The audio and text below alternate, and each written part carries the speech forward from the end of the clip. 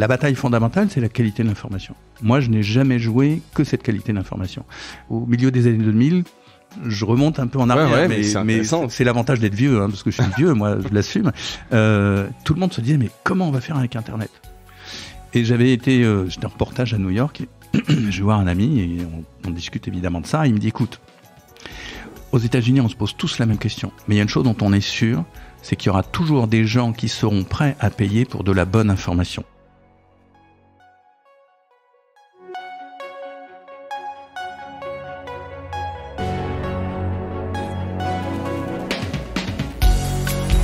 Bienvenue dans Mediarama, le podcast du futur des médias. Je suis François Desfossés et chaque semaine, je rencontre des entrepreneurs, des têtes penseuses et des experts de la galaxie média. Ce podcast est proposé par Cosa Vostra, agence de conseil tech et créative. Retrouvez-nous sur cosavostra.com.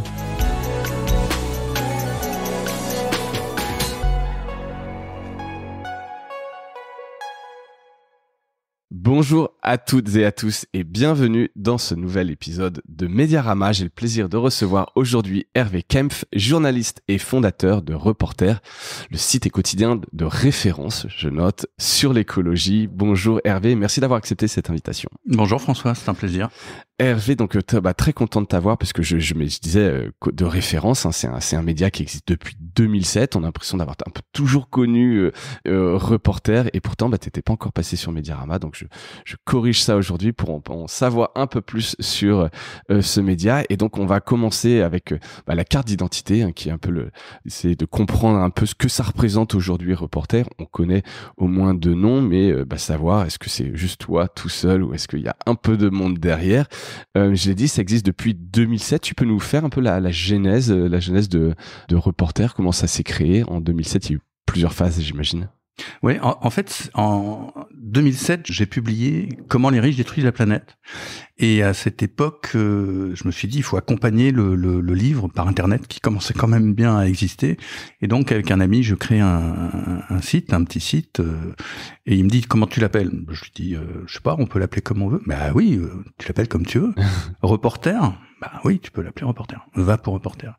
Et donc, alors, il y avait eu dans le temps, en 89, un journal qu'on avait créé avec d'autres amis qui s'appelait Reporter, qui avait bien marché. Même orthographe, pareil. Même orthographe. C'est l'idée, c'est Reporter. Nous sommes des reporters et nous parlons de la Terre.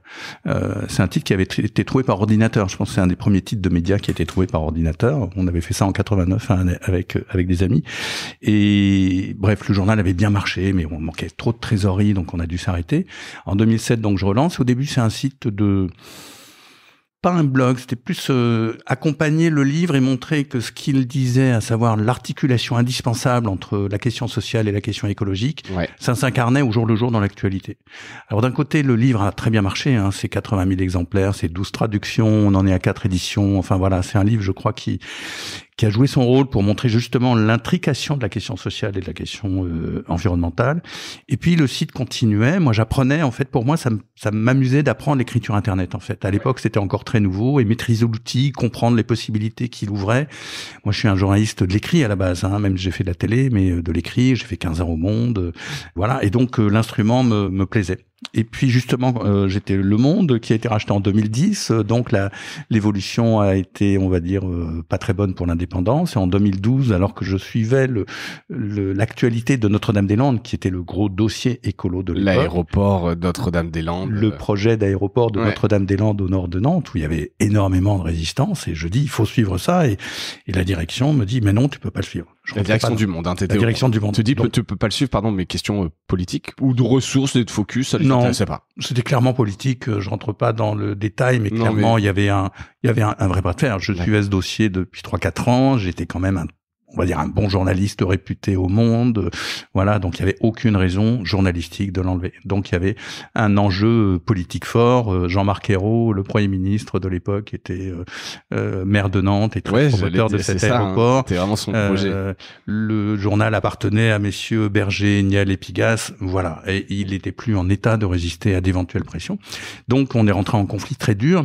Et pendant ce temps-là, je me dis ok, c'est pas possible, je vais pas pouvoir. J'adorais ce journal. Mais j'adore avant tout l'indépendance. Oui, l'institution de Monde, mais ouais, de la C'est pas une institution, c'était d'abord un grand journal. Et moi, j'ai pu y faire des choses formidables sur la question écologique. Mais là, l'indépendance doit passer avant tout. Donc, je rentre en bataille avec eux. Et puis, je me dis, OK, je vais devoir les quitter, c'est comme ça. Et je prépare de monter en gamme à Reporter à un moment où d'ailleurs, des jeunes viennent me voir en disant, on aime bien ce que vous faites, est-ce qu'on peut vous aider? Je me suis dit, il se passe quelque chose. Donc, on a, avec des amis, avec ces jeunes, monté une association, l'association pour la presse indépendante, libre et écologique. Et on s'est dit, on va monter Reporter en vrai site professionnel. Professionnel, ça veut dire quoi? Tout simplement, l'information est un métier. Pour bien produire de l'information, il faut travailler. Et le travail mérite salaire. Ça va pas plus loin que ça. La définition d'un média professionnel. C'est presque un peu la définition de la commission paritaire. Hein. Éditer un contenu à titre professionnel. Voilà, absolument. Et nos 16 journalistes ont évidemment leur carte de journaliste et tous les pigistes avec nous, etc. Et donc, je démarre avec les moyens du bord, qui étaient en fait mes allocations au chômage, qui restent, à l'époque, en tout cas, c'est la meilleure création de start-up. Il faut jamais l'oublier, c'est les allocations de chômage. C'est bien de le rappeler. C'est oui, très bien absolument. de le rappeler. Ça aide, et c'est un peu unique aussi dans le monde, mais ça aide énormément de startups et de projets à faire. Moi, j'ai commencé comme ça parce que mon travail, pendant 2 ans, j'ai pu y aller. Puis peu à peu, on a commencé à faire des dons. Je faisais beaucoup de conférences ou autour de mes bouquins. Donc, je disais, vous me payez, pas moi, mais c'est pour la pile et pour Reporter. Et puis, on a eu quelques subventions de fondations privées, en fait, quasiment pas de subventions publiques, sauf au moment de la COP 15 à Paris, la COP sur le climat, là, on a eu quelques aides qui ont été utiles, mais progressivement, le trafic montait. Dès que ça marchait, on embauchait de nouveaux journalistes, donc le contenu s'améliorait, donc le trafic montait, donc on avait plus de dons, on avait plus de notoriété. Et là, il y a un cercle vicieux qui s'enclenche. Vertueux, au contraire, très, très vertueux. Le seul vice qu'on peut avoir, c'est la passion de l'information. Un cercle très vertueux et qui fait qu'on a monté régulièrement, jusque d'ailleurs au point maintenant, alors, quelques chiffres très rapidement, même s'il faut pas être accablé par ça, mais 26 salariés en CDI, dont 16 journalistes, en équivalent temps plein 35 personnes, 2,4 millions de chiffre d'affaires en 2023, plus de 2 millions de visites tous les mois. Rentable, forcément, tu as une obligation d'être rentable donc quand tu es une association. On a un excédent positif de 400 000 euros, par exemple, en 2023. On est très attentif. On a toujours géré au centime. En bon père de famille, comme on dit. En bon chef d'entreprise, j'allais dire.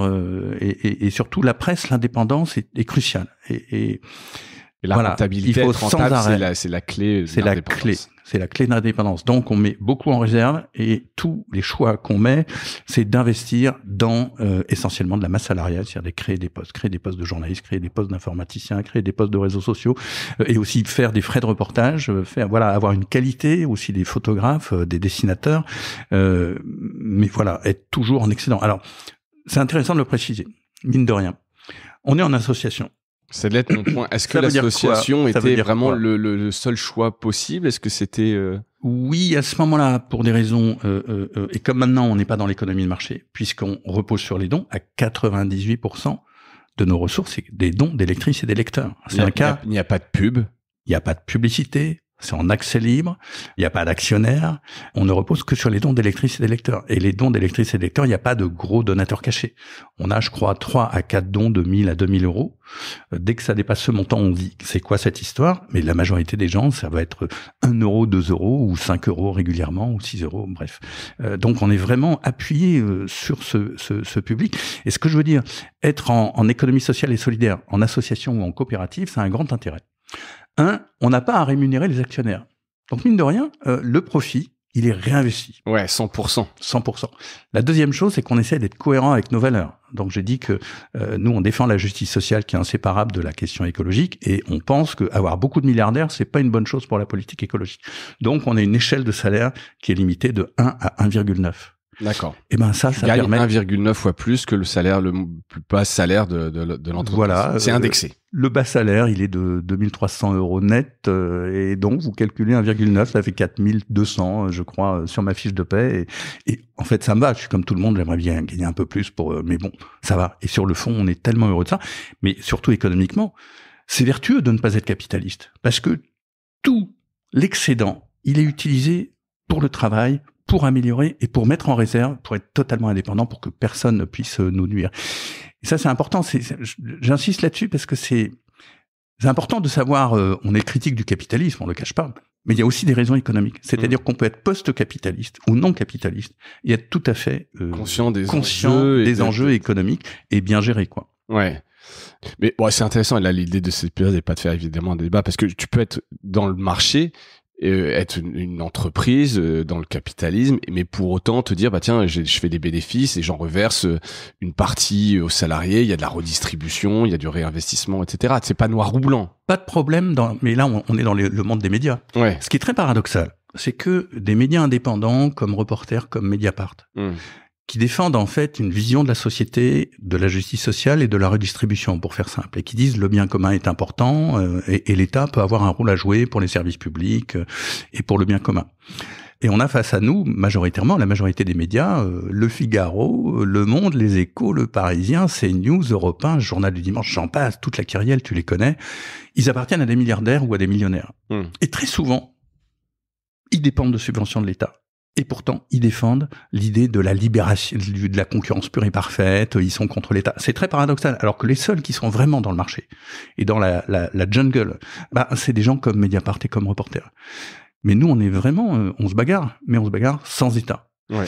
Voilà, c'est important à souligner quand même. Ouais, non, c'est clairement, et ça fait partie pas d'un truc d'exemplarité, mais en tout cas de se dire, on est absolument irréprochable, on ne dépend que de nos lecteurs.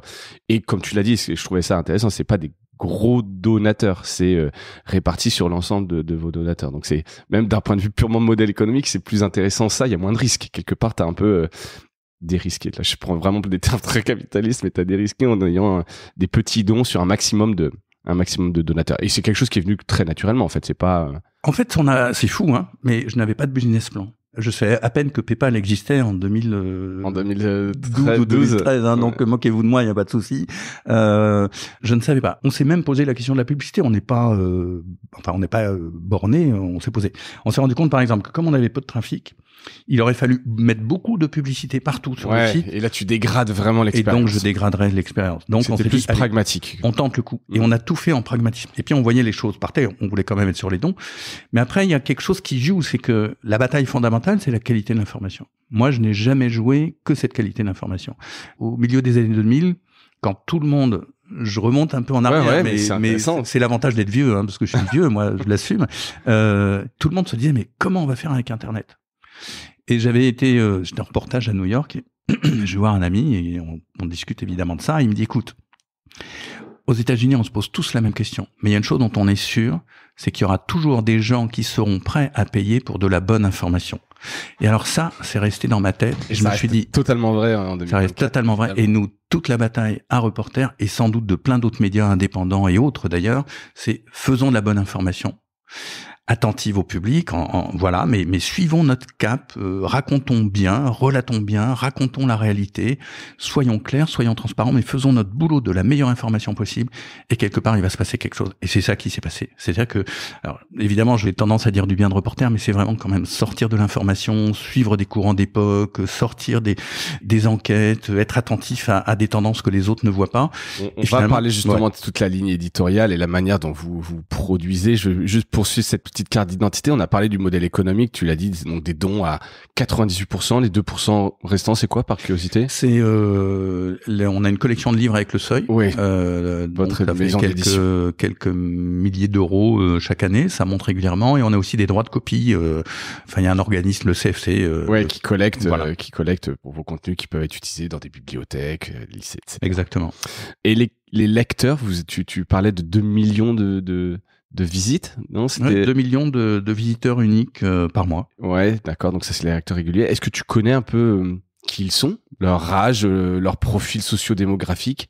Assez peu. Pourquoi? Parce qu'en fait, on est super respectueux des gens. On va pas leur demander qui vous êtes, est-ce que vous aimez le Coca-Cola, est-ce que vous avez 24 ans, est-ce que vous faites du vélo, ou je sais pas quoi. On a juste leur adresse mail pour le don. Pour le don, ou ceux qui s'inscrivent à la newsletter. Voilà. S'ils veulent un reçu fiscal, on a leur adresse géographique, mais on sait pas. Donc on passe par des instruments indirects. Alors on a un instrument, on n'est plus sur Google Analytics parce qu'on voulait être indépendant de Google. Donc on passe par Matomo et par Martel, et là qui nous donne quand même des indications, mais surtout géographiques. Donc géographiquement, on sait qu'on est, je te le fais très à la louche, un tiers région parisienne, Un gros tiers sur les grosses métropoles, enfin les régions autour de Lyon, de Bordeaux, de la Bretagne, Montpellier, Marseille, Lille. Géographiquement, on est un peu, ce que je regrette, pas très fort, enfin pas beaucoup de lecteurs, lectrices dans l'est de la France.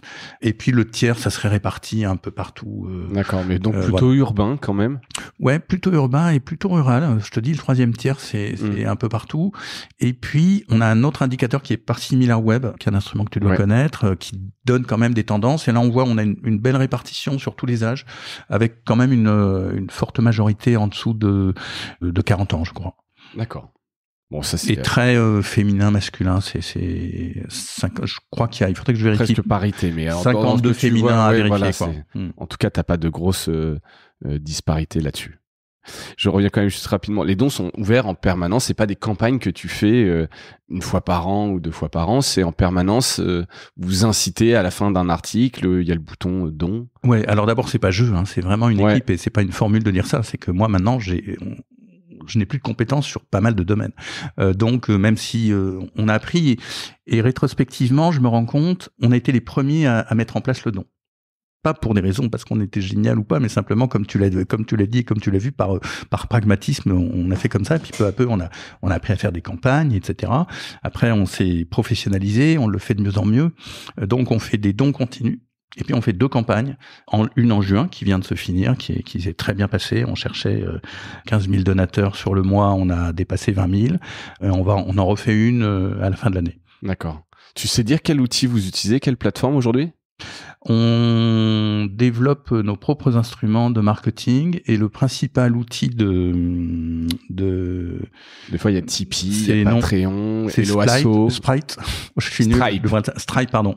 Non, Stripe qui est le gros. La plateforme sur laquelle. Mais on développe nous-mêmes nos instruments, C'est sur votre plateforme en fait qu'on fait le don. On n'est pas dirigé vers une autre plateforme. Non, on avait beaucoup. On était au début de J'aime l'info, du Spiel. La plateforme du Spiel. Voilà.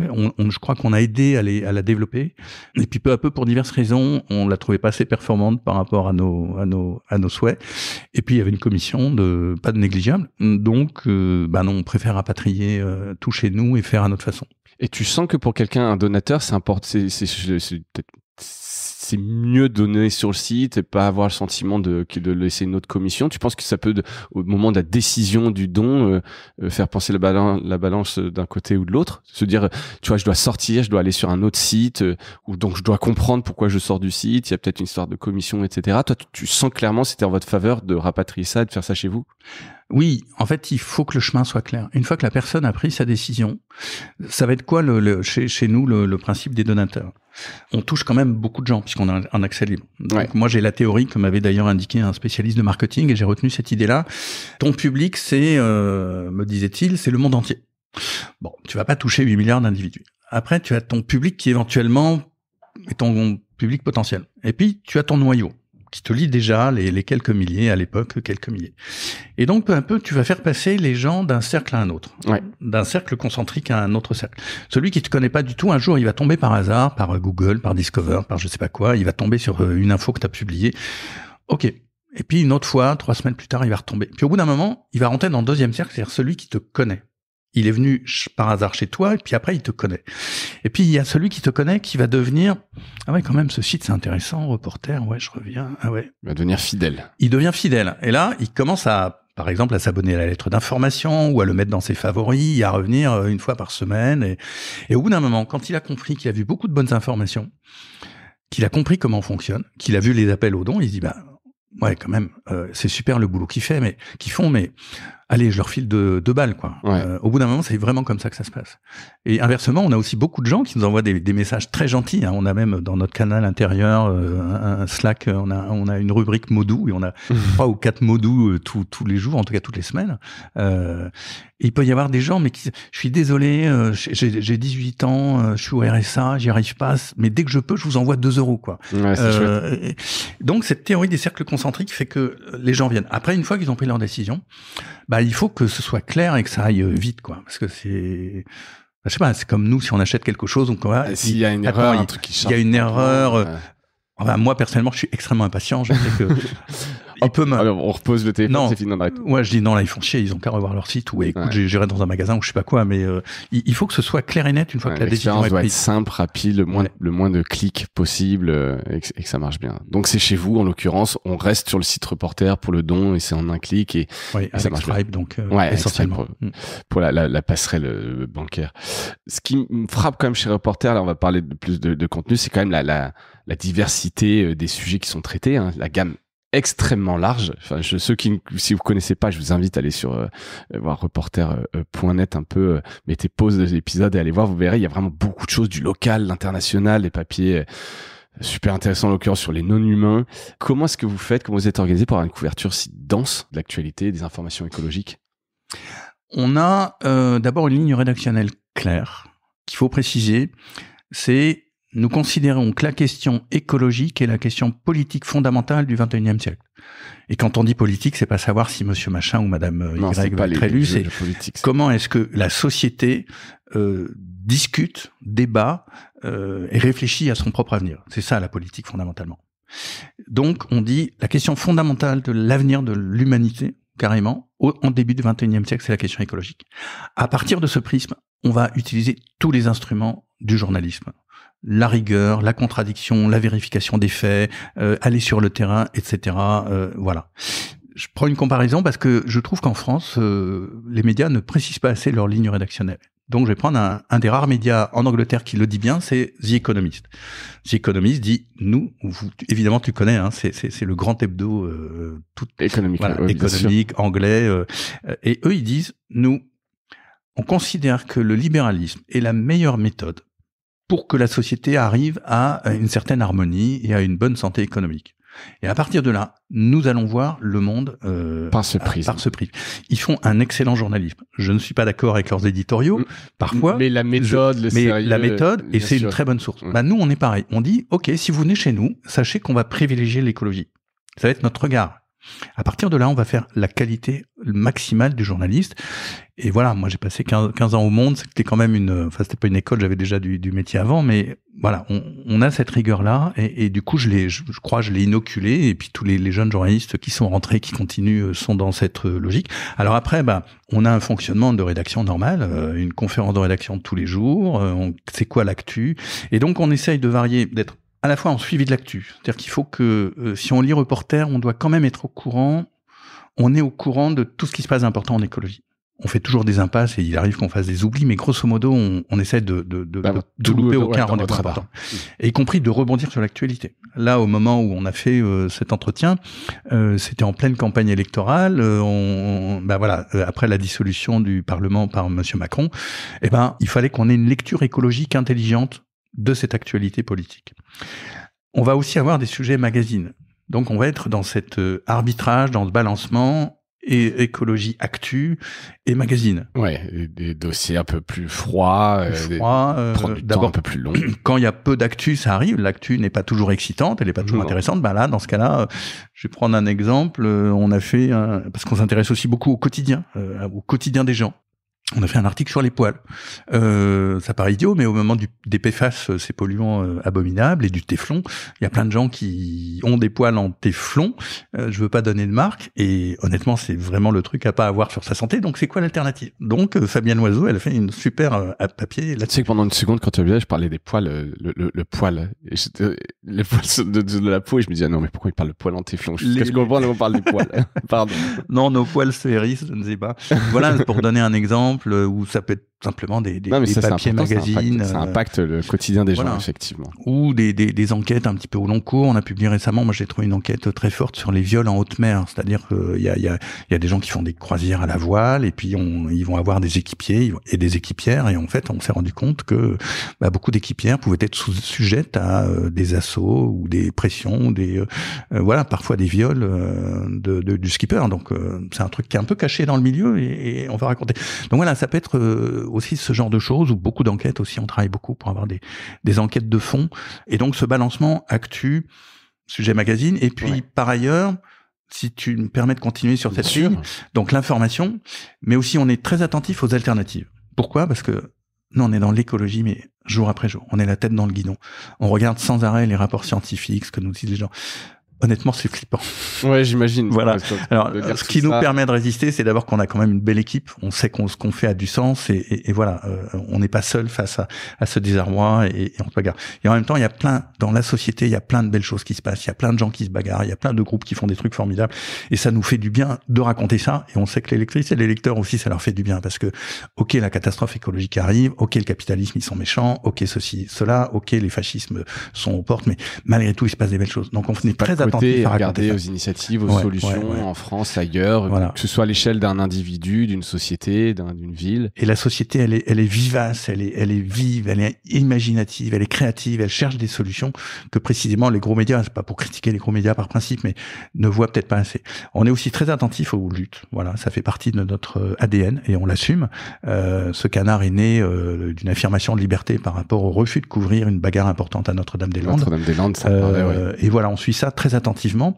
Et quelque part, bassines, les méga bassines, en ce moment la 69, il y a des luttes partout en France. On a fait une carte des luttes, on l'entretient régulièrement.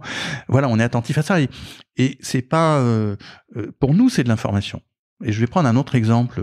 Les Échos, c'est un journal que j'aime bien, même s'il est possédé par Monsieur Arnaud et que souvent les éditoriaux me hérissent le poil. Mais comme The Economist, c'est très respectable. Voilà, et c'est un bon canard, il y a quand même de l'info. Moi, c'est un des canards que je lis les plus régulièrement. Bah eux, ils vont voir les patrons. Et je leur reproche pas. Mais nous, on va moins voir les patrons. On n'est pas très bon en économie, je le reconnais. Mais on va voir les gens sur le terrain, sur les luttes. Voilà, c'est une vie de la société qui est tout aussi importante et donc on la suit. Voilà, alternative, lutte. Et aussi, on a toujours été attentif à la science. Moi, je suis journaliste scientifique d'origine. On a embauché l'année dernière Vincent Luquès, qui est un très bon journaliste scientifique. Donc, on essaye aussi de repérer des points importants, soit pour faire de la bonne pédagogie, parce que on croit qu'on sait tout sur le climat, mais non, par exemple, ou sur la biodiversité. Non, il y a sans arrêt du travail qui se fait. Il faut comprendre comment ça évolue. Il faut aller voir des scientifiques. Donc un peu de la pédagogie. Puis quand il y a quelque chose d'important qui se passe, le repérer aussi et pouvoir le raconter. C'est important, justement, de pas être juste dans l'observation, mais sur le côté scientifique, je trouve ça assez intéressant parce que il y a plein de belles choses aussi qui arrivent grâce à la science et qui peuvent peut-être pas sauver l'humanité, sans être mais c'est important aussi de regarder par la science. Enfin, en tout cas, je trouve que c'est parce que on reproche souvent, à la science, genre un peu à Elon Musk, en se disant, en fait, peu importe qu'on détruise la planète. La science va nous sauver, c'est le futur, on trouvera toujours des solutions et souvent les écologistes sont un peu contre ça, j'ai l'impression. Donc c'est bien aussi d'entendre que... Oui, alors pas tout à fait. Mais là ça nous mènerait à une analyse de l'idéologie du capitalisme à l'heure actuelle et de du techno, ce que moi j'appelle avec d'autres le techno-capitalisme.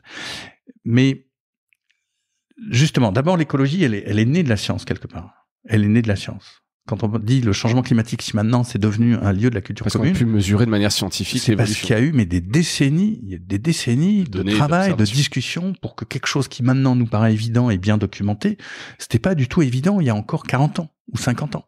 Bon, voilà. Et donc nous les écologistes, là je me reconnais tout à fait comme écologiste en tant que citoyen, et comme journaliste scientifique, on apprend par du travail scientifique, la biodiversité, le plastique dans les océans, etc., les PFAS dont on parlait tout à l'heure, les polluants éternels, tout ça à la base c'est un travail scientifique. Et donc il faut le relater en partant de l'analyse scientifique, en allant voir des chercheuses, c'est-à-dire qu'est-ce qu'on sait, qu'est-ce que vous savez pas, est-ce que vous pouvez nous expliquer, voilà. Et puis par ailleurs, sur la technique elle-même, ça c'est un sujet très intéressant que tu abordes, parce que est-ce qu'on essaye de faire, on peut pas tout faire, mais j'aurais vraiment poussé là-dessus. La technologie, il n'y a pas une seule technologie possible.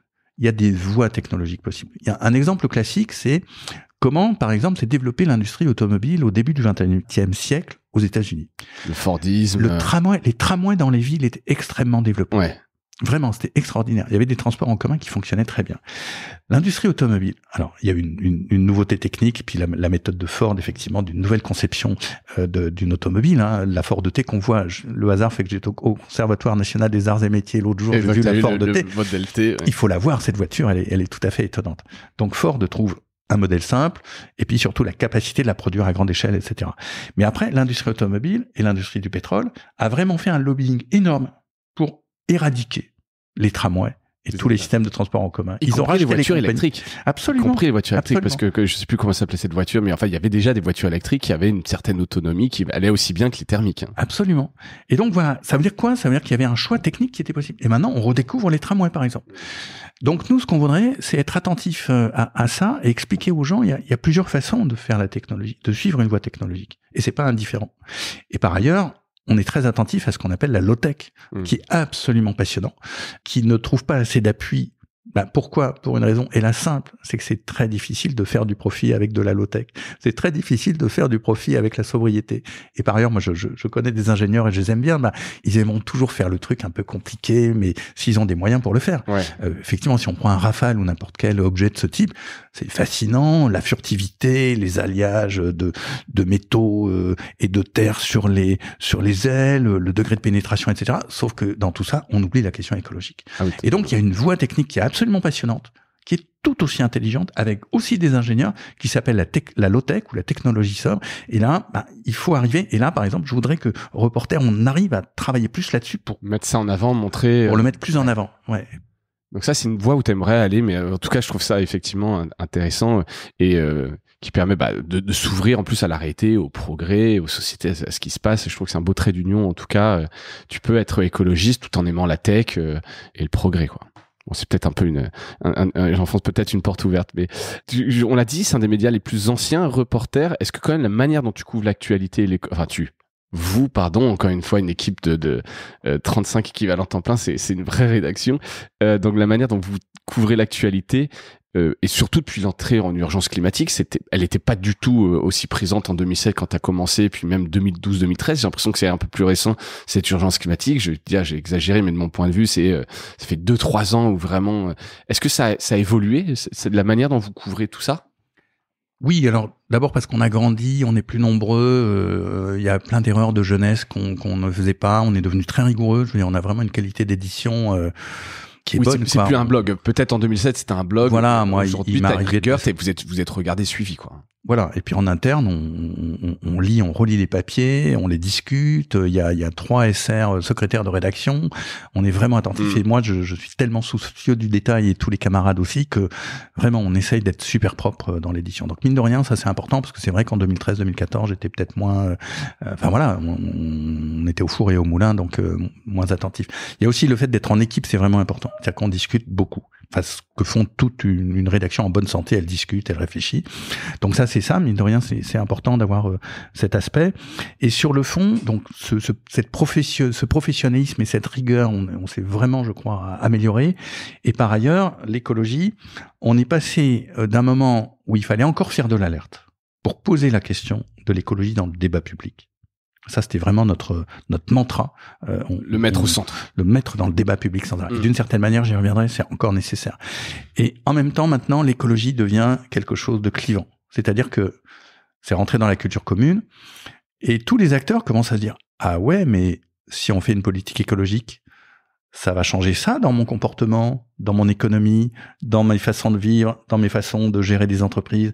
Donc, il y a du bon, mais il y a peut-être du mauvais. Donc, comment je m'en empare, comment je l'adapte. Et donc, ça devient un vrai objet politique, au sens un objet dont on discute. Ouais. Alors qu'avant, il fallait convaincre que le changement climatique existait et il fallait batailler contre les climato-sceptiques, pour faire simple. Ouais. Maintenant, même s'il y a un retour du climato-sceptique, notamment par l'extrême droite, du climato-scepticisme, notamment par l'extrême droite, c'est quand même moins pressant. En revanche, ah oui, mais voiture électrique ou transport en commun, vélo ou scooter, je dirais. Nucléaire ou éolien. Nucléaire ou éolienne, énergie renouvelable et mix énergétique. Mais quelle place pour les économies d'énergie? Pesticides ou pas pesticides, etc., etc. Donc ça devient très très conflictuel et ça a quand même nourri des mouvements sociaux parmi les plus importants de ces dernières années et des mouvements populaires. Je veux dire, les gilets jaunes démarrent sur une contestation de la taxe carbone, ouais. Mais aussi. Et c'était pas une opposition une vision anti-écolo, c'était vous nous faites la taxe carbone, mais au même moment, vous diminuez l'impôt sur la fortune. Vous vous foutez de ma figure. Voilà. De la même manière, au moment de la révolte des paysans en début d'année 2024, c'est parti beaucoup. On n'en peut plus. Le monde paysan est exsangue. Je rentre pas, mais il y a aussi un développement d'une agriculture productiviste et d'un système agro-industriel qui élimine de manière assez délibérée la majorité des paysans pour instaurer un certain modèle. Donc, les 400 000 paysans qui restent en France se sont rebellés contre ça. Et tout de suite, on a essayé. Ça a été orienté comme ah oui, mais ils sont contre les normes environnementales, comme si l'environnement c'était le problème. C'était le discours médiatique qu'il y a eu, grosso modo. Hein. Voilà, donc d'une part, ça veut dire que vraiment l'écologie devient un objet politique, de conflit politique très important. Et donc nous, en tant que médias d'information, on doit raconter ça et relater ça. Et par exemple, sur la question justement de cette révolte agricole, que moi j'appelle une révolte paysanne, mais il fallait mettre en avant. Je sais pas si on y a suffisamment réussi, mais attendez, c'est pas l'environnement le problème, c'est plutôt la façon dont évoluent les structures agricoles et les gros intérêts qui sont derrière.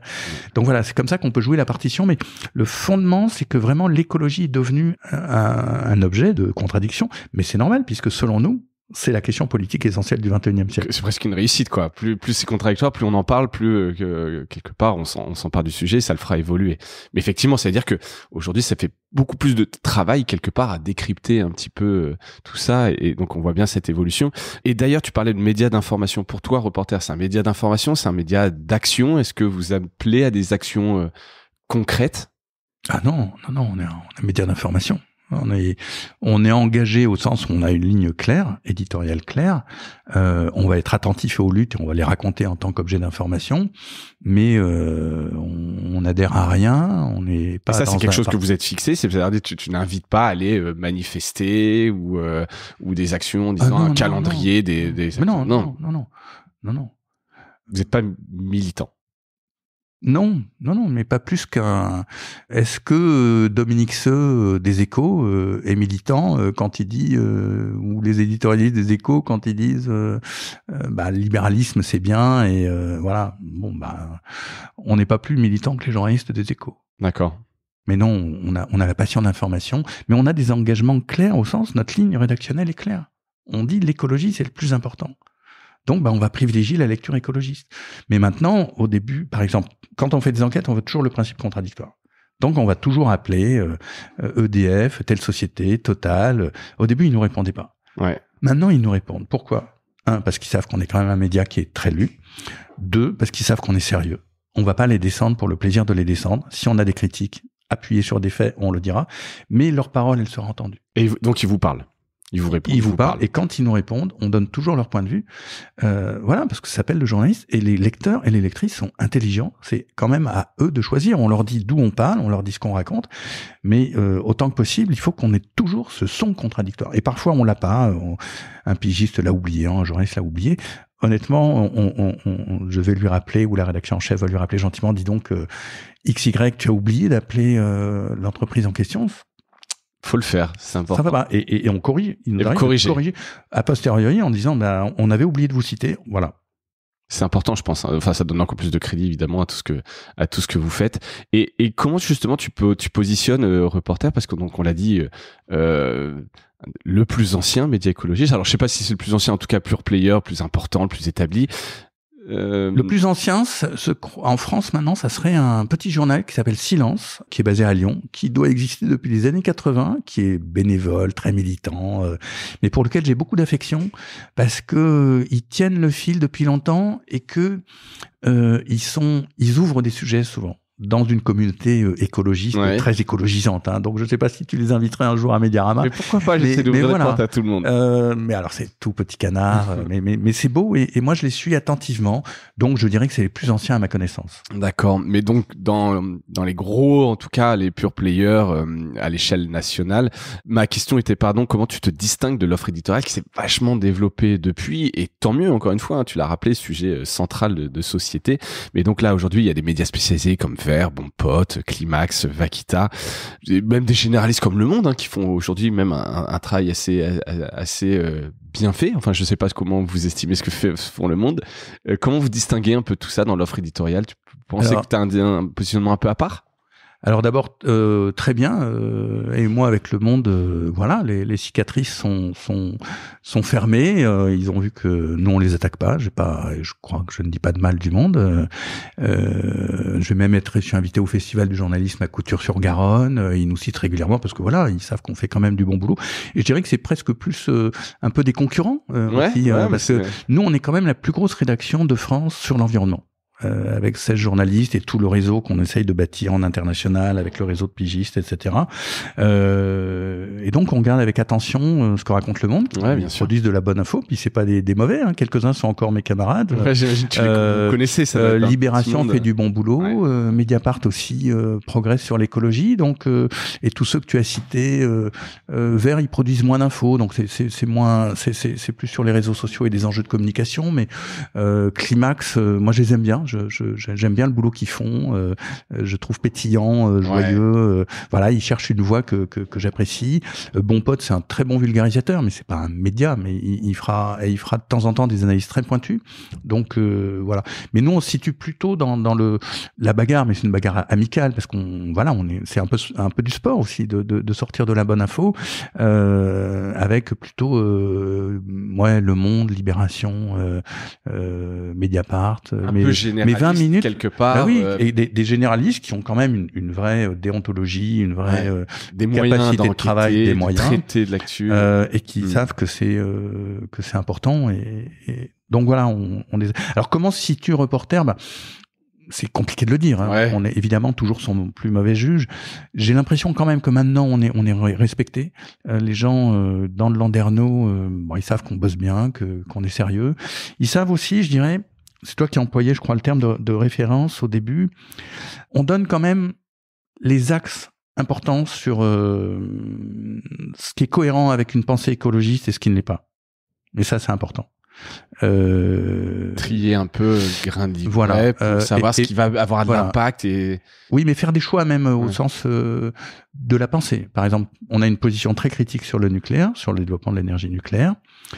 Parce que, aussi bien sur le plan scientifique, démocratique, économique, il y a un éléphant dans la pièce, c'est que tous les partis de droite sont partisans du nucléaire, alors que économiquement, c'est un truc de dingue, ça ne tient pas. Donc là, il y a un vrai enjeu économique pour la France, et faire un mauvais choix. Il faudrait peut-être se demander pourquoi 80 à 90% des nouvelles installations électriques dans le monde se font en énergie renouvelable et pas du tout en nucléaire. Mais bon, je ferme cette porte, mais par exemple, pour tenir bien par rapport à ça. C'est-à-dire pour dire, Monsieur Jancovici est peut-être très talentueux, c'est peut-être un très bon vulgarisateur, il est invité par tous les médias, c'est comme ça, mais quand il raconte des choses sur le nucléaire, ça n'est pas la vraie ligne de quelqu'un qui est d'un mouvement écologiste, d'une pensée écologiste. Pourquoi? Parce qu'il faut aller vers beaucoup plus de sobriété et sortir de tout l'appareil idéologique, théorique et antidémocratique du nucléaire. Pour prendre cet exemple qui est important, surtout dans un pays comme la France. Mais donc on sera très attentif à ça, et je pense que c'est la qualité de la façon dont on aborde les sujets, et une fois de plus j'insiste sur la qualité de l'information. Notre seul point qui nous permet de dire il faut plutôt aller dans cette direction que dans celle-là, c'est cette qualité de l'information. Mais à partir de là, on joue un petit peu ce rôle. Ok. Et je reviens par ces jeunes médias. Alors en plus, j'utilise le mot jeune. HEC Sciences sont plutôt lancés par des jeunes, donc qui sont vraiment présents sur les réseaux sociaux, etc. Est-ce que tu n'as pas toi le sentiment parfois que ça va être Reporter, le média un peu plus vieux, je fais entre guillemets avec tout le respect, c'est toi qui as utilisé tout à l'heure le terme vieux, etc. Tu vois, des Vaquita très incarnés, etc. Est-ce que pour les jeunes reporters, ça les intéresse, ils peuvent y aller, ou est-ce qu'ils vont trouver l'information sur la question c'est, est-ce que ces nouveaux médias ringardisent quelque part Reporter? Si je devais synthétiser ma question. Moyenne d'âge Reporter, 32 ans. Ce que tu disais, effectivement, donc tu spoilais un petit peu tout à l'heure, mais voilà. On a 2 journalistes de 24 ans, et une de mes fiertés, c'est d'avoir embauché et identifié des bons journalistes et des bonnes journalistes jeunes. Voilà. Et moi, je vais quitter Reporter dans quelques mois, on y travaille. On a bien fait d'enregistrer là, quoi. Ouais, Dommage, j'aurais loupé. Donc, mais je suis tout à fait conscient de ça. Mais fondamentalement, c'est une équipe de jeunes. En fait, pourquoi est-ce que on est en accord? Moi, ça m'a fait beaucoup grandir depuis 10 ans. Ça m'a secoué aussi. Puis j'ai appris en 10 ans. Je suis pas le même qu'il y a 10 ans, parce que quand toute l'équipe on pousse vers quelque chose, ok, tu bouges quoi. Donc non, et pourquoi Reporter ça marche? C'est pas parce qu'il y a Hervé Kempf qui ceci, qui cela. C'est parce que toute cette équipe de jeunes, elle est en accord avec son époque. Elle est en accord avec la génération. Elle est le Reporter, c'est un média qui parle à des gens de 30 ans qui s'y reconnaissent. Et puis on développe beaucoup les réseaux sociaux. On travaille, on s'améliore peu à peu, mais sur Instagram, sur TikTok, sur tous les autres, on travaille là-dessus. Et une fois de plus, les gens sont jeunes. Alors non, moi je me reconnais pas.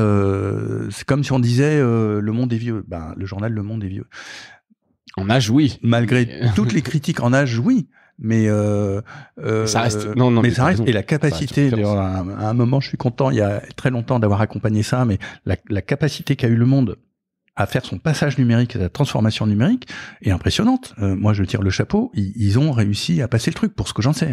Après, on peut avoir quelques critiques, mais voilà. Donc, le fait d'être vieux ou jeune n'a aucune importance fondamentale.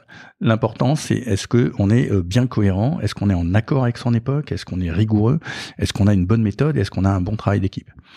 Et moi, tout mon boulot là, c'est de faire en sorte que le truc que je vais quitter, et j'en suis ravi, les gens derrière vont être mieux que moi, vont être meilleurs, vont continuer le développement, et ils ont entre les mains un bel outil. Mais non, le jeunisme, ça va. La plus jeune journaliste chez nous, je crois qu'elle a 24 ans. Non, ils me font rire. Même moi, il y a parfois des mots que je sais pas, alors ils se moquent de moi, et de temps en temps, je leur dis, et vous connaissez ce mot-là? Non. Là, ça marche dans les deux sens, évidemment. En même temps, il y a pas que les jeunes dans la vie, il y a des vieux, quoi. C'est non, et bien moi, sûr, j'assume ma d'être question vieux. était Voilà. Et dans les luttes, par exemple, il y a un truc très passionnant. Il y a une génération un peu abandonnée dans les luttes. C'est celle qui est née au moment du libéralisme qui montait très fort dans les années 90. Et donc, tu trouves des gens qui ont, mettons, plus de 50 ou 60 ans, qui ont une culture politique d'avant, qui sont quand même des gens formidables, qui sont très impliqués, qui se bagarrent. Et moi, je les admire beaucoup, ceux-là. Et puis, tu as toute une jeune génération de gens de moins de 25 ans qui arrivent, qui débarquent, qui découvrent la violence du capitalisme et la violence de ce qui est en train de se passer et qui s'engagent. Et au contraire, moi, je voudrais qu'on fasse mieux, d'ailleurs, c'est en train de se faire, qu'on fasse le lien entre ces deux générations. Trait d'union. Et qu'on dise aux gens de 40 ans, 45 ans, 38 ans, rejoignez-nous. C'est important. Ok, on sait que vous êtes en plein stress professionnel, vous avez vos enfants qui sont jeunes, voilà, on est à fond dans ces âges-là, mais cette partie de la population, elle est un peu dépolitisée d'une certaine manière, au bon sens du terme. Et là, voilà. Donc, les vieux, ils sont bien, les jeunes, ils sont bien. Il faut qu'on fasse société ensemble. Et on fait un média. Peut faire ça. Peut parler à toutes les générations. Entre autres, ouais. C'est l'ambition, en tout cas c'est ce que tu constates et qui est possible, quoi. Tu peux parler à un jeune, un adolescent, un retraité, etc. Il peut se retrouver dans Reporter. Je suppose, mais c'est lui et c'est elle qui choisit. Ouais, bien sûr. Enfin, ils sont plus nombreux d'année en année quand même, donc peut-être que voilà. Non, mais écoute, très intéressant. On a parlé quand même d'édito. Est-ce qu'il y a des formats éditoriaux phares chez Reporter, si on se met sur la grille format? Après, vous avez investi aussi quand même pas mal de podcasts, de vidéos. Aujourd'hui, c'est quoi un peu les formats phares? L'écrit reste la base, vraiment. On teste après des formats. Par exemple, on a testé la vidéo, et au début, j'étais parti sur un truc très télé à l'ancienne. Et je me suis rendu compte, mais on a arrêté parce que c'était amusant, mais ça marchait pas, et on s'est rendu compte, il faut pas faire sur Internet, faut pas faire la télé comme la télé. Non. Il faut faire, même chose. Internet, c'est une nouvelle écriture. Donc on cherche. Alors on retravaille par Instagram. On s'amuse bien, on travaille là-dessus. On a beaucoup à progresser. On fait aussi des captations d'événements. Donc on a maintenant un bon prestataire, c'est presque un camarade maintenant avec qui on fait des beaux événements. On peut les filmer. Bon. Mais voilà, on va passer par le format léger Instagram, qui pour nous est le moyen par lequel on va peut-être entrer sur la vidéo. Podcast, on a été très prudent, même si on en vit. Moi, mon premier boulot, ça a été la radio. On est plusieurs à Reporter à adorer la radio, à l'écoute. C'est pour ça que quand tu m'as invité, j'étais quand même ravi, parce que j'aime bien la radio, j'aime bien le son, le podcast. Là aussi, c'est compliqué, notamment comment tu génères derrière le don, mine de rien, voilà. Et puis, on n'a pas encore bien trouvé le format. Alors, on le teste par des grands entretiens, et si ça marche bien, on va essayer de multiplier les formats, etc. Voilà. Après, les formats, c'est beaucoup de travail sur les réseaux sociaux. C'est-à-dire que maintenant, un site n'est plus seulement un site, mais c'est toutes ces projections. Alors, on a cité Instagram, TikTok, malgré tout, Facebook existe toujours, LinkedIn est important, Mastodon, Thread, voilà. Donc, on essaye d'être sur ça. Si je reviens pour la vidéo, on a fait des beaux partenariats avec Off Investigation. On a fait deux beaux films autour des méga-bassines et de Sainte-Soline. On a un projet en cours. Alors, l'actualité politique nous a un peu bousculé, donc on l'a mis à l'arrêt, mais on aime bien ça. Et l'équipe de Off Investigation autour de Jean-Baptiste Rivoire, ils bossent vraiment bien. On s'est bien entendu, donc on va essayer de travailler dans cette direction. D'accord. Et tu disais justement l'actualité, hein, tu l'as dit, on est entre la dissolution et les élections. Est-ce que l'écologie, pour le coup, elle est bien évoquée? Alors, on en parlait ce matin, il se trouve que la une du Parisien, justement, l'évoquait, mais vous bataillez un peu là-dessus. Tu regrettes pourquoi est-ce que dans cette bataille des extrêmes, il y a peu de place pour l'écologie? Est-ce qu'au moment où ça devient important, on se dit, l'écologie, tu sais, c'est comme dans une crise économique, le marketing, c'est la com, c'est le premier truc qu'on coupe parce que quand tout va bien, on peut en parler, mais là, on a l'impression que l'écologie, personne n'en parle, quoi. Là, on est obligé d'avoir une analyse politique et peut-être tes auditrices et tes auditeurs ne seront pas tous d'accord, mais moi, j'analyse beaucoup les choses par rapport au capitalisme, par rapport à la bataille qui se joue autour du capitalisme et à l'état historique actuel du capitalisme. C'est pour la raison que je t'ai dit. À partir du moment où la question écologique a été vraiment comprise et est intégrée comme étant quelque chose qui met en cause le système productiviste, le système de profit, ça devient une menace. Et donc, le travail des néolibéraux et de l'extrême droite, avec des nuances, mais on va peut-être pas rentrer là dans le détail, depuis 5 à 10 ans, est vraiment de dire ouais, non, c'est pas possible. Donc on peut faire, alors pour certains, ce qu'ils vont appeler une transition écologique, qui va être essentiellement faire des énergies renouvelables et développer l'auto électrique, dès lors qu'on reste dans un système technique actuel où la répartition des richesses et le système économique avec la façon dont il génère le profit ne va pas fondamentalement changer, ou aller vers les voies qui sont celles de la sobriété et de la diminution de la consommation matérielle et de la consommation énergétique. Et donc, on est entre ça, et malheureusement, l'état des forces, du rapport de force au niveau mondial, est tel que c'est plutôt la voie techno-capitaliste qui est engagée, avec en plus un choix politique d'une large partie des capitalistes ou de l'oligarchie. Moi, j'emploie ces termes qui sont maintenant appartiennent au vocabulaire politique, de la science politique, de choisir délibérément l'extrême droite. C'est-à-dire de répondre à la colère sociale qui monte, non seulement dans des pays comme le nôtre en France, mais au niveau mondial, et en tout cas dans les populations occidentales, et de dire le problème c'est l'immigration, c'est l'étranger. Et d'une certaine manière, le changement climatique amenant, si on le laisse dériver probablement des phénomènes migratoires, accroît encore, de leur point de vue, la question migratoire. Et donc de détourner la colère des riches, pour faire simple, vers l'étranger. Et donc là, l'extrême droite est acceptée par une large partie des capitalistes. En France, Bolloré en est un exemple, qui reprend le modèle de Rupert Murdoch aux États-Unis, en Australie, en Angleterre, et qui a un poids extrêmement puissant en France, il n'est pas le seul, hélas, pour aller dans un certain sens. Donc, et là, puisqu'on est dans une émission de médias, et toi tu connais aussi très bien ça, les médias, ils sont pas indépendants. Ils sont quand même dans un certain sens et ils font ce que leur disent les propriétaires pour l'essentiel. Pourquoi ? Comment ça se passe dans un média ? La règle simple, c'est qui paie commande. Donc si tu appartiens à Monsieur Bolloré, Monsieur Bolloré, qu'est-ce qu'il va faire ? Il va nommer un directeur de la rédaction. Le directeur de la rédaction, qu'est-ce qu'il va faire ? Il va nommer ses rédacteurs en chef et rédactrices en chef. Et puis eux, ils vont faire avec les journalistes en faisant comprendre aux journalistes que s'ils veulent que leur papier passe ou que leur carrière se passe bien, etc., ils vont dans un certain sens. C'est comme ça. Et cette chaîne de commandement, elle est extrêmement claire, hélas, dans l'univers médiatique. Et c'est pas toujours évident, c'est des arbitrages, parce que faut aussi faire son job, quand t'as beaucoup de médias qui sont comme ça, c'est pas évident. Enfin bref, oui, mais quand t'es journaliste et que tu te dis, t'as tes 2 enfants et voilà, ta vie, t'as 37 ans et t'as fait ton boulot très bien, et puis à un moment, tu es confronté à quelque chose que t'aimes pas faire, qu'est-ce qu'on fait ? Et c'est là, malheureusement, dans la situation dans laquelle se trouvent trop de journalistes. Pour ça, moi, je reviens, c'est vrai, une de mes petites fiertés, c'est d'avoir permis à des jeunes journalistes de pas tomber dans ce système. Et par ailleurs, je vois la vivacité de la presse indépendante de tous les côtés, des documentaristes. On pourrait citer aussi l'Empaillé, tu vois, CQFD. Enfin, il y a des dizaines de titres qui font un boulot formidable sur les réseaux sociaux, des influenceurs. Voilà, il y a une volonté de faire du journalisme quand même, sans passer par les fourches codines de ces propriétaires qui, dans la majorité des cas, hélas, ne sont pas très sympathiques. Ouais. Pas tous, mais il y en a, effectivement. On a parlé un peu rapidement tout à l'heure dans la diversification. Vous avez une activité d'éditeur de livres, tu le disais, en partenariat avec Le Seuil. Il y a d'autres médias qui ont fait ça. Je pense à La Déferlante, Binge, qu'on a pu avoir aussi sur le podcast. Est-ce que ça continue aujourd'hui? Est-ce qu'il y a d'autres livres en préparation? Et plus globalement, après, des projets de diversification que vous pourriez avoir?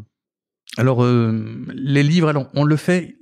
C'est très intéressant parce que moi, j'ai aussi appris le métier de directeur de collection. Parce que tout ça demande du temps et en fait, éditer des bons livres, c'est pas simple. En fait, c'est un vrai métier que moi, j'apprends peu à peu. Donc, on publie peu de livres, peu à peu, ça monte. C'est-à-dire que les chiffres de vente augmentent. On arrive quand même assez régulièrement à faire maintenant des 3 à 5 000 ventes, ce qui est en fait pas mal de nos jours dans l'univers du livre, qui est un univers très, très difficile. On aimerait plus le faire. Ça dépend, il faut du temps. C'est du temps, c'est pour vraiment faire des livres, ressources. Parce que on fait une collection de livres qui est, en gros, des livres d'actualité, de journalisme. Pas d'actualité forcément, mais de journalistes qui vont déceler une tendance de fond, qui vont à la fois le raconter en termes de journalisme, mais en prenant du recul, en expliquant comment ça se passe. Donc, on a pu sortir, par exemple, je pense à un livre de Lucille Leclerc, Hold Up sur les terres, qui raconte quand même un phénomène très important dans l'agriculture, où de plus en plus des sociétés, des grosses sociétés, achètent des terres. Et donc, ça contribue au phénomène d'expulsion d'un certain type petits exploitants. Donc voilà, elle a mis le doigt là-dessus, c'est formidable, c'est vraiment un scoop. Donc voilà, on peut faire ce genre de boulot, mais il faut trouver un sujet et un auteur. Ouais. Et puis après, il y a un travail éditorial. Et donc, ces trois choses, à la fois, sont pas simples à trouver. Donc, mais peut-être que si, par exemple, je ne suis plus un reporter, cette collection ira mieux, par exemple. Mais elle va bien, hein. On a quand même publié, là, on vient de publier Le prophète qui avait raison d'Arthur Nazaret, qui marche très bien sur la campagne de René Dumont en 1974, qui est un très joli livre, très bien raconté, qui fait réfléchir aussi sur ce qu'est devenu l'écologie. Et les autres projets dont tu me parlais, comme je te disais, la vidéo avec Off Investigation, hein, il faut qu'on retravaille là-dessus, on aimerait bien. Des projets de bande dessinée aussi qui sont en train de sortir du tiroir. Ça marche bien les bandes dessinées, tu dois demander à Janco. Oui, y a pas de souci. Alors, je sais pas si je ferai une diversification avec Jean Cogevici, mais de temps en temps, sa BD avait cartonné. Hein. Ouais. Incontestablement, tout le monde dans le milieu, tout le monde est resté sur le cul, si je peux me permettre d'être vulgaire. Bien sûr. C'est une sorte d'ovni. Alors, ce qui est dommage, mais bon, c'est qu'il y a beaucoup d'erreurs dans son livre mais bon, je veux pas. Mais c'était bien vu aussi. Toute la première partie est très intéressante sur l'énergie. Ouais. Et ce format BD marche évidemment très bien. Quelque chose dont on a assez peu parlé quand même, est-ce qu'il y a une communauté reporter et qu'est-ce que vous faites? Est-ce que vous la rencontrez, l'animez? Est-ce que vous avez des outils pour qu'elle puisse se parler? Certains médias font ça très bien. Est-ce que tu vas à la rencontre de cette communauté? Alors, on fait des rencontres très régulières. On sait assez bien faire ça. On fait soit des rencontres en petit format sur un sujet précis, c'est-à-dire un petit format, c'est 50 personnes, ou des événements plus ambitieux avec de 200 à 800 personnes. Okay. Donc là, par exemple, on a fait une soirée dont on est assez fier, le 24 juin, l'écologie contre l'extrême droite. Ouais.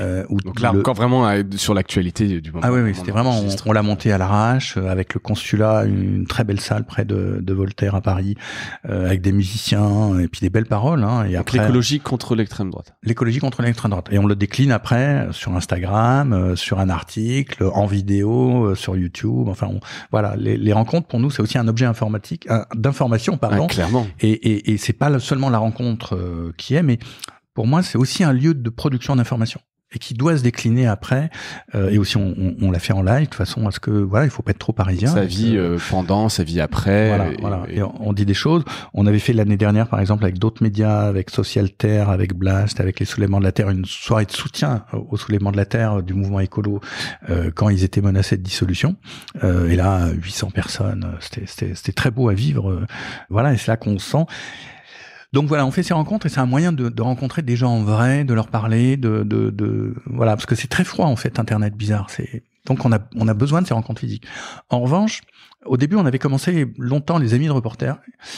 Ce qu'il faut simplement savoir, c'est que tout prend du travail. Donc, tu peux pas avoir une communauté si tu n'y consacres pas du temps. Enfin, nous, c'est l'analyse qu'on fait. Hein. C'est évident. Et donc, c'est peut-être un débat qu'on aurait un jour. Est-ce que on embauche une personne qui va se dédier un community manager. Alors, on est quand même très attentif aux donateurs. On leur écrit régulièrement. On leur donne des nouvelles de reporters.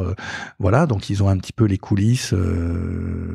Donc, il suffit de donner 1 euro une fois pour pouvoir suivre un peu ce qui se passe. Voilà. Mais bon, voilà, c'est une lettre mensuelle. On dit ça. On les invite aux rencontres, mais on voudrait faire plus. Mais là, on avait vraiment fait le choix produire de l'information, mais dans l'avenir, ça fait partie des projets. C'est une question qui peut se poser. Ouais. Enfin, j'en déciderai pas seul, mais voilà, ça peut faire partie des thèmes de réflexion. Ouais, très clair.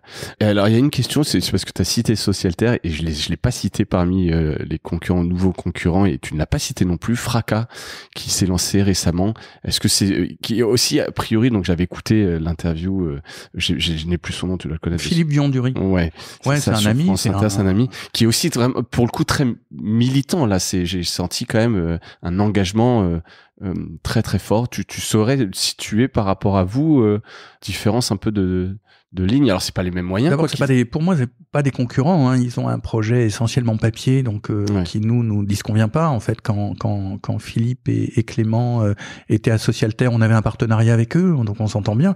Mais je m'entends bien aussi avec la nouvelle équipe de Socialter. Mais voilà, Fracas, et moi je trouve que c'est un beau projet. On les suit un petit peu. On va voir à quel point on sera avec eux, mais c'est autre chose. En fait, l'écologie, nous on est pas dans une logique concurrentielle où les uns vont bouffer les autres. Voilà, c'est peut-être notre côté. J'imagine bien. Voilà, alors parfois il y a peut-être des gens qui sont dans cette idée. Nous, on voit pas trop les choses comme ça. Je crois que l'écologie, c'est une complémentarité, un bel écosystème. C'est un écosystème où il y a une variété, où il y a une diversité, où tu as des papillons, des oiseaux, des éléphants, des diplodocus, des chiens, des humains, tu vois, j'en rajoute un peu, mais voilà. Et nous, on se sent assez complémentaires. Fracas, ils ont une position. Ça va être un journal papier, on va voir ce qu'ils font en vidéo. Effectivement, plus engagé, avec une approche plus intellectuelle, etc., mais pas de couverture d'actu. Ouais. C'est bien, moi je trouve que ça va animer. C'est complémentaire. C'est complémentaire, et ça nous stimule. Quand Bon Pote, tu parlais de Bon Pote tout à l'heure, fait son truc, enfin son truc, c'est pas du tout péjoratif. Hein. Non, tu l'as Je me dis, c'est bien, il vulgarise bien, on a des trucs à apprendre. Quand je vois Climax qui sort ses journaux un peu olé olé, en essayant d'être drôle et de joyeux malgré la catastrophe, je me dis, c'est bien, quoi. Ça stimule un petit peu cet écosystème dont tu parles. Voilà, je crois qu'il faut pas être dans des logiques l'un va bouffer l'autre. C'est au contraire. Et là, la presse, c'est l'écosystème qui joue. Et s'il y a une richesse d'écosystème, on va créer ensemble une culture écologique. Il y a des gens qui vont se retrouver dans Reporter, mais peut-être qu'ils vont pas se retrouver dans Reporter pour des raisons que j'ignore, qui seront plus à l'aise chez Climax ou chez L'Âge de Fer, qui est aussi un très joli journal. Tu vois, ça peut varier. Et c'est bien comme ça, parce que l'essentiel, c'est reprenons la théorie des cercles concentriques. L'essentiel, c'est qu'on gagne en buzz généralisé, qu'on crée. Plus t'as de masse dans ce gros cercle, plus t'as de masse, t'auras voilà. Et ce cercle, il doit être commun, tu vois. Ouais. Donc, peut-être parce que moi, on a une logique coopérative et post-capitaliste qu'on envisage les choses comme ça. Donc, une bonne analyse aussi, une bonne vision de la coopération. Ensemble, on va plus loin. Comme on dit. Merci Hervé, on a fait le tour des questions. Il me reste la dernière question de Mediarama. Est-ce que tu as un truc cool à nous partager? Alors tu as cité plein de médias sur l'écologie qui sont très cool et qu'on peut aller voir, mais est-ce que par ailleurs quelque chose a retenu ton attention récemment? Je savais qu'il y avait cette question à la base. J'ai écouté d'autres Mediarama, c'est bien intéressant ton émission. Écoute, moi, je lis beaucoup, j'aime beaucoup lire, c'est mon truc, quoi. Il y a un auteur qui est peu connu en France. Je vais t'en donner 3 trucs. Allez. Howard Fast, F-A-S-T. Ouais. C'est un gars qui était des années 50, 60, 70, qui a fait plein de bouquins formidables. Et il a fait un livre qui est formidable, qui s'appelle La Dernière Frontière. Ouais. Je te raconte pas l'histoire, mais c'est une histoire de tribu indienne en 1860 aux États-Unis qui est déplacée par l'armée. C'est une histoire magnifique. C'est le genre de bouquin, je m'engage presque à vous rembourser si vous n'aimez pas le bouquin, tu vois, Tu le trouves en poche. Et si vous avez aimé, vous pouvez faire un don à Reporter. Oh bah, vous faites ce que vous voulez, mais pourquoi pas. Un livre, voilà, La dernière frontière de Howard Fast. Un livre qui, moi, me remplit de joie, même s'il est des années 70, mais tu le lis maintenant, tu te dis, mais ça marche maintenant. Il s'appelle Ecotopia de Kallenbach. C'est édité, je crois, rue de l'Échiquier, vérifiez. Ecotopia. Et ça te raconte une société écologique. En gros, ça se passe aux États-Unis en 2000, je sais pas quelle année. Il y a eu une guerre civile au sein des États-Unis. Il y a la côte est qui est restée capitaliste, dure, plein de pauvres, la galère, tu vois, des flics.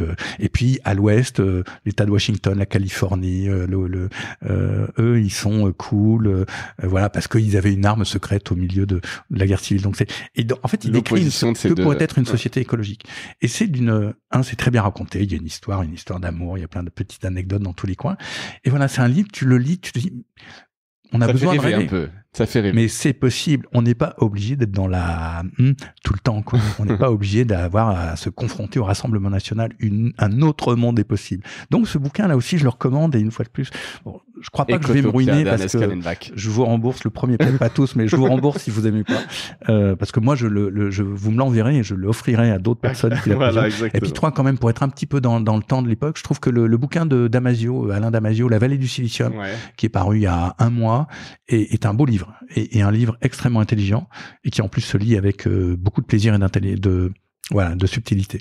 Bon, et ben écoute, je mettrai les liens vers ces 3 livres différents les uns des autres, mais merci beaucoup Hervé pour ton temps, ta passion et puis ce beau projet, bravo, parce que merci. Reporter c'est bien tracé, et puis tu annonces là ton départ à venir dans quelques mois, mais plutôt confiant sur le futur, sur l'équipe et sur le fait que Reporter soit bien installé. Ah ouais. Non, c'est une équipe maintenant. C'est une équipe. Ouais. C'est ça qui est chouette. Qui fonctionne bien, quoi. C'est important. Donc merci pour ton temps et bravo à toute l'équipe et merci à toutes et à tous d'avoir écouté cet épisode. Je vous dis à bientôt. Salut.